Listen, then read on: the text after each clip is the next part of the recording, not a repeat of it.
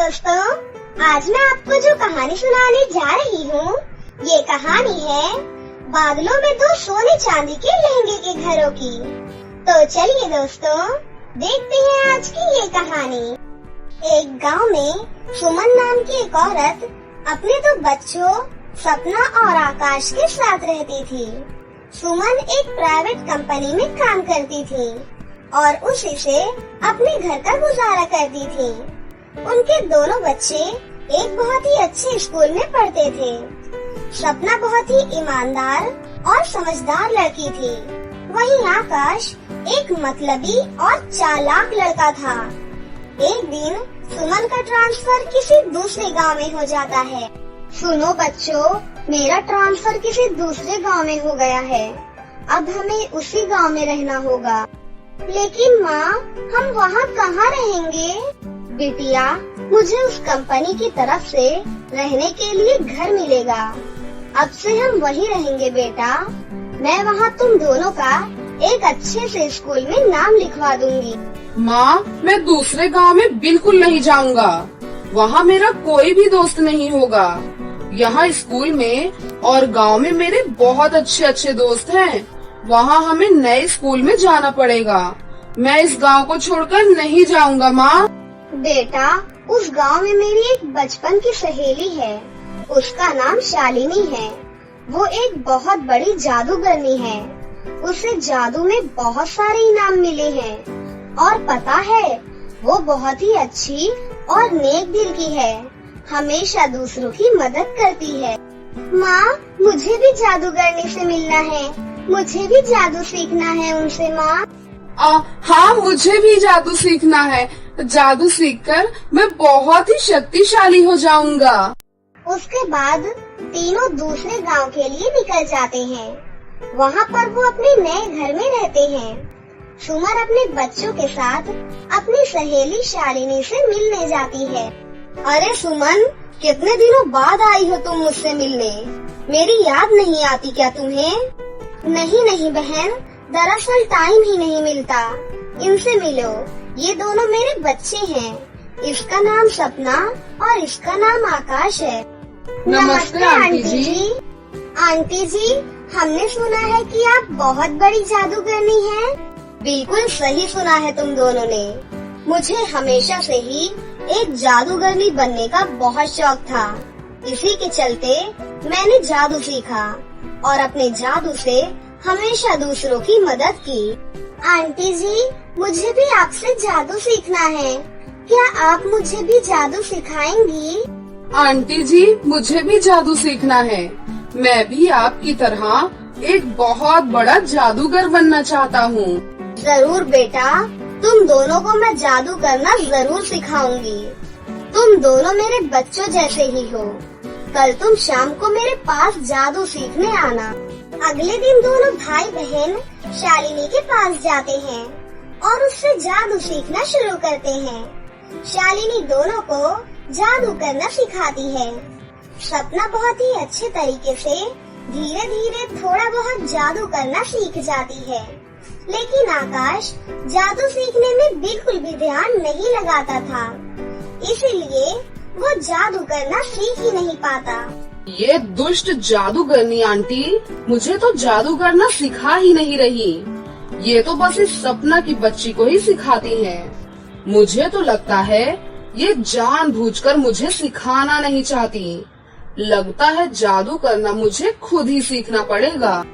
उसके बाद वो छुप छुप कर जादूगरनी के घर में घुस जाया करता था और उसकी जादुई चीजों का प्रयोग करने लगता था। मुझे जल्दी से इस जादूगरनी आंटी से जादू सीखना होगा। फिर मैं भी दुनिया का सबसे शक्तिशाली जादूगर बन जाऊंगा। उसके बाद पूरा संसार मेरा गुलाम होगा। मैं जिससे जो चाहूँगा वो वही काम करेगा। आकाश छुप छुप कर जादूगरनी पर निगरानी रखने लगता है। एक दिन जादूगरनी अपने जादुई झाड़ू पर बैठकर बादलों में जाती है।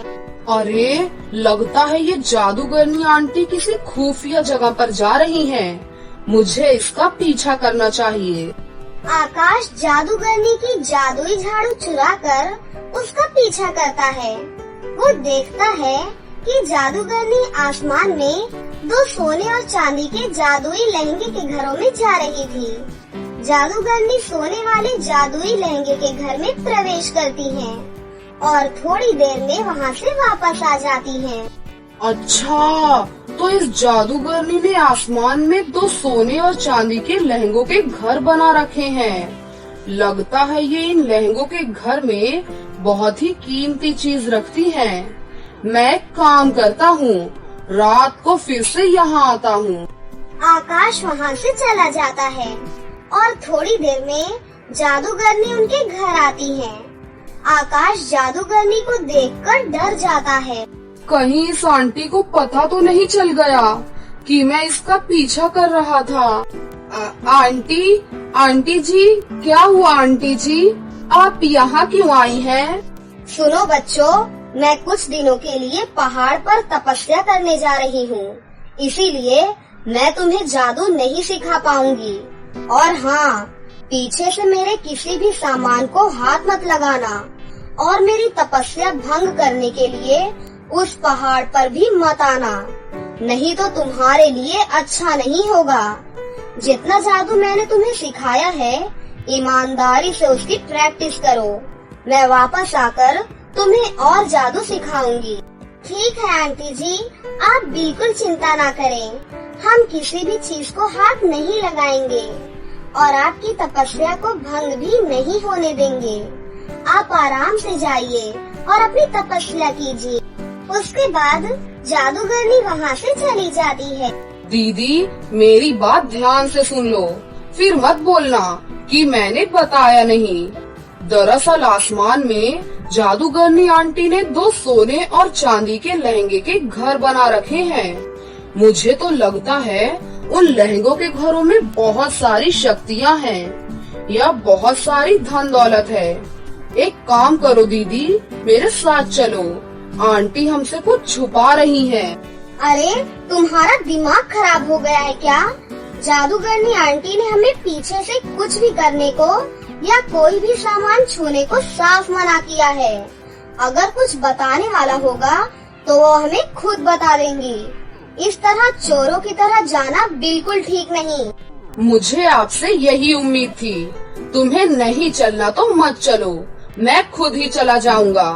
और हाँ, अगर आपने उस आंटी को कुछ भी बताने की कोशिश की तो देख लेना, अंजाम ठीक नहीं होगा।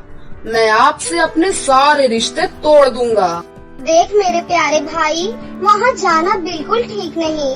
तू मेरी बात मान और वहाँ जाने की जिद छोड़ दे। वहाँ तो मैं जरूर जाऊंगा। आपको चलना है तो मेरे साथ चलो, नहीं चलना तो चुप रहो। इतना कहकर आकाश वहाँ से चला जाता है। नहीं, मुझे इसे रोकना होगा। उसके बाद आकाश अपनी जादुई झाड़ू पर बैठकर आसमान में जादुई लहंगों के घर के पास चला जाता है। पहले वो चांदी वाले घर के अंदर जाता है, लेकिन आकाश को वहाँ कुछ भी नहीं मिलता। लगता है सोने वाले घर में ही होगा सब कुछ। उसके बाद आकाश सोने के जादुई लहंगे के घर में जाता है। वहाँ जाने पर वो देखता है कि एक सुंदर सी परी वहाँ बंधी हुई थी और उस घर में बहुत सारी धन दौलत रखी थी। मेरे पास आओ, मैं तुम्हें बहुत सारी शक्तियाँ दूंगी। ये सारी धन दौलत मैं तुम्हारे नाम कर दूंगी। उस जादूगरनी ने मुझे यहाँ बंदी बनाकर रखा हुआ है। मुझे आजाद करो बेटा, मुझे आजाद करो। आप बिल्कुल चिंता मत करो, मैं आपको आजाद जरूर करूँगा। मुझे तो जादूगरनी आंटी पर पहले से ही शक था कि इतनी सुंदर सी परी को उन्होंने बंदी बनाकर रखा हुआ है। वहीं दूसरी तरफ सपना आकाश को लेकर बहुत परेशान हो रही थी। मेरा भाई बहुत बड़ी मुसीबत में है, मुझे जाकर जादूगरनी आंटी को सब कुछ बताना होगा। सपना जादुई झाड़ू लेकर पहाड़ी पर चली जाती है। वहाँ पर जादूगरनी तपस्या में बैठी हुई थी। आंटी जी आंखें खोलिए, आंखें खोलिए आंटी जी। सपना को अपने सामने देखकर जादूगरनी को बहुत गुस्सा आ जाता है। मैंने तुझे यहाँ आने से मना किया था, तूने मेरी तपस्या भंग कर दी है। अब मैं तुझे कठोर सजा दूंगी। आंटी जी, आपको जो भी करना है कर लीजिएगा। आपको जितनी भी कड़ी सजा देनी है मुझे दे दीजिएगा, लेकिन पहले मेरे भाई को बचा लीजिए। उसके बाद वो जादूगरनी को वो सारी बातें बताती है। वहीं दूसरी तरफ आकाश उस परी को आजाद कर देता है। जैसे ही आकाश उस परी को खोलता है, वो परी एक दुष्ट चुड़ैल के रूप में बदल जाती है। पागल लड़के, मैं बरसों से भूखी हूँ। आज मैं तुझे मार कर खा जाऊंगी। आज मैं अपनी भूख मिटाऊंगी। तभी वहाँ पर सपना और जादूगरनी आ जाती है। जादूगरनी चुड़ैल को फिर से उसी जाल में बांध देती है और उसे आसमान से नीचे फेंक देती है और आकाश को एक जोरदार थप्पड़ मारती है। आज से तुम भी 1 साल तक इस जादुई सोने के घर में कैद रहोगे। उसके बाद सपना और जादूगरनी आकाश को छोड़कर वहाँ से चले जाते हैं। संजना की चाची, जो कि दिल्ली में रहती थी, वो उसके लिए एक अच्छे घर का रिश्ता लेकर आई हुई थी। देखो भैया, मेरी इतनी जान पहचान तो नहीं है लड़के वालों से, पर इतना जरूर जानती हूँ कि आस पड़ोस में कहीं भी पूछोगे तो लोग अच्छा घर ही बताएंगे।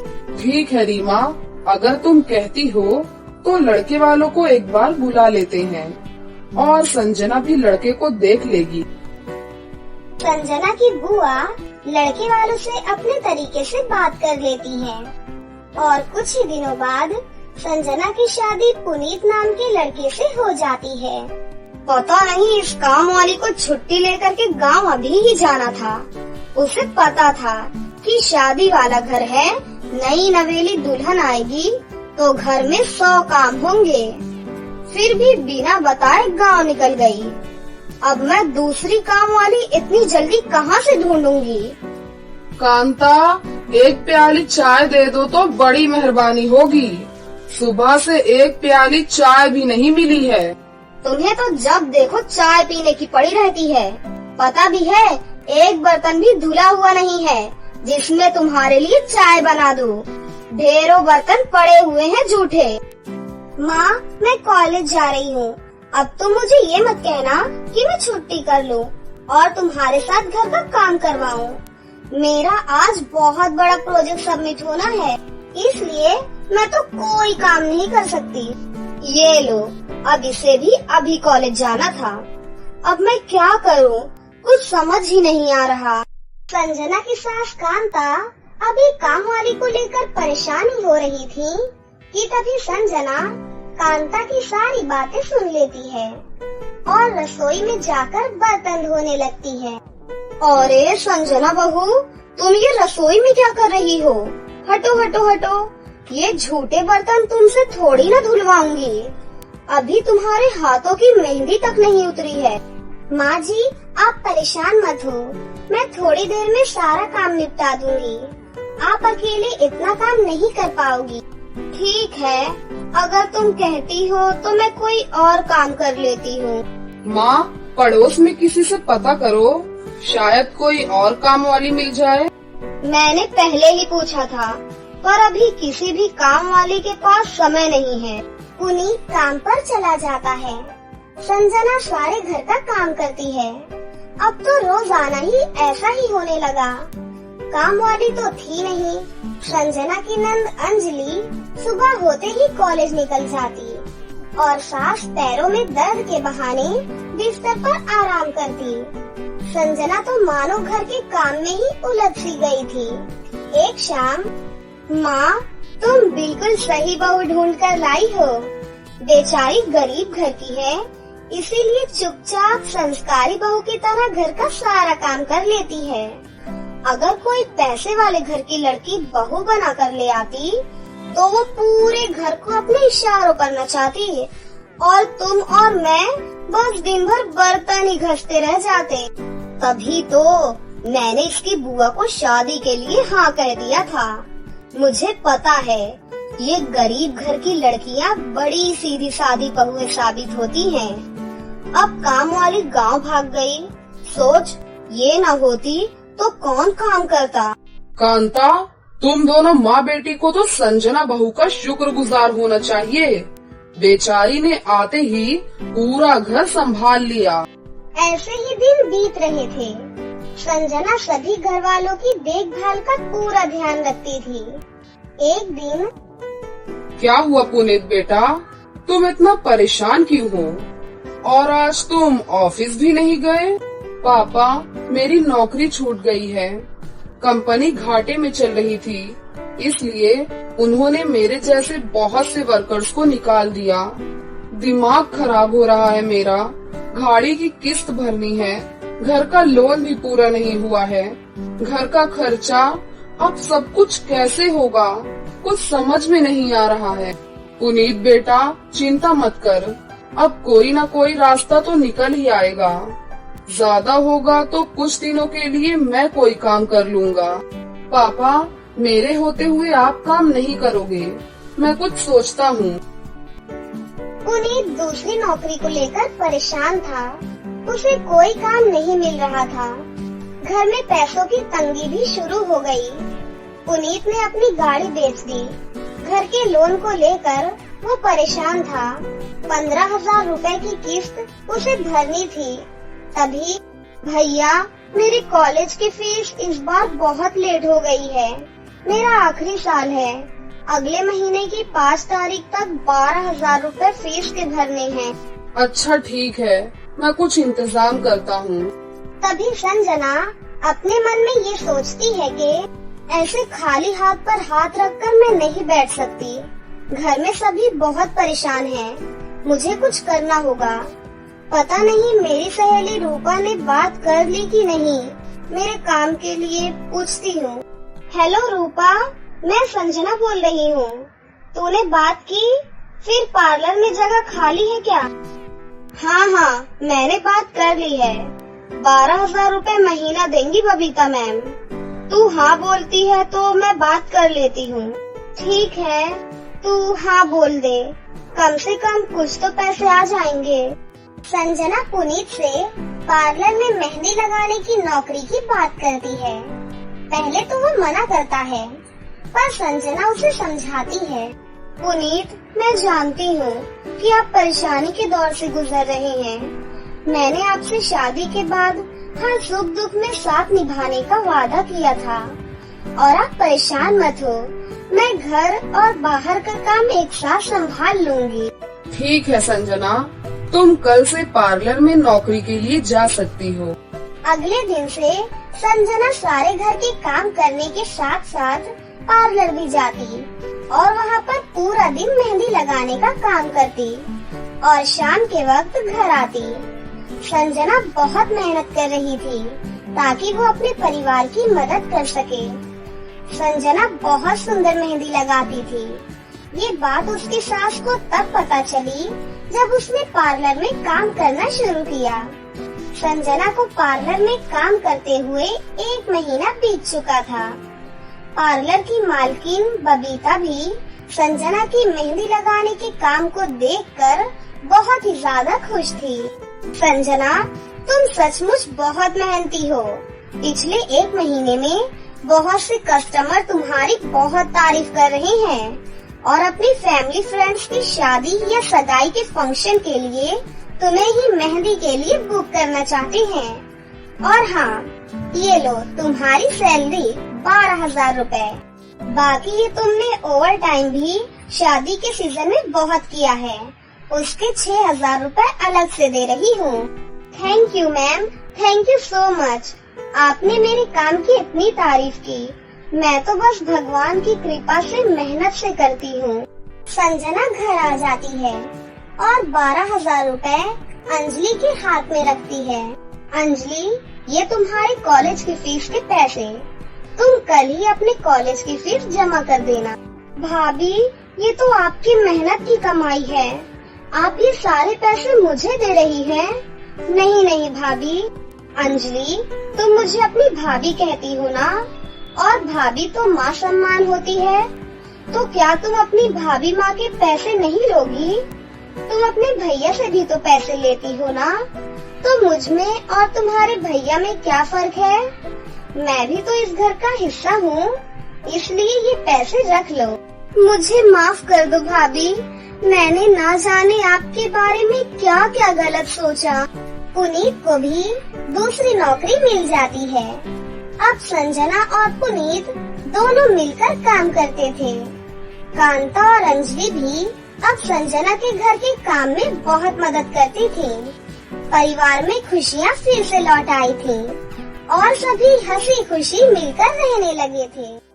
तो दोस्तों, कैसी लगी आपको हमारी ये कहानी? अगर आपको हमारी कहानी अच्छी लगी हो तो इसे जरूर लाइक करें, साथ ही हमारे चैनल को सब्सक्राइब भी कर लें और बेल आइकन को दबाना ना भूलें। मिलते हैं अगली वीडियो में। धन्यवाद।